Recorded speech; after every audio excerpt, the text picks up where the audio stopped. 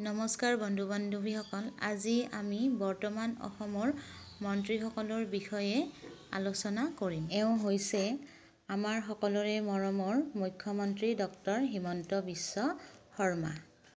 এওঁ হৈছে শ্ৰী ৰঞ্জিত কুমাৰ দাস, মন্ত্ৰী দপ্তৰ পঞ্চায়ত আৰু গ্ৰামোন্নয়ন, খাদ্য, অসামৰিক যোগান আৰু গ্ৰাহক পৰিক্ৰমা, সাধাৰণ প্ৰশাসন, ন্যায়।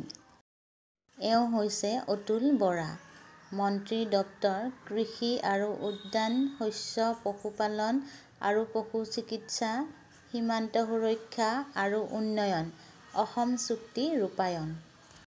এওঁ হৈছে কেশৱ মহন্ত, মন্ত্ৰী দপ্তৰ পৰিবহণ, মীন পালন, বিজ্ঞান আৰু প্ৰযুক্তি আৰু জলবায়ু পৰিৱৰ্তন, তথ্য প্ৰযুক্তি বিভাগ।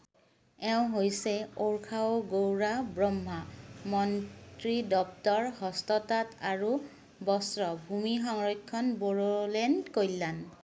এওঁ হৈছে চন্দ্ৰমোহন পাটোৱাৰী, মন্ত্ৰী দপ্তৰ পৰিৱেশ আৰু বন, এক্ট ইষ্ট পৰিক্ৰমা, সংখ্যালঘু কল্যাণ।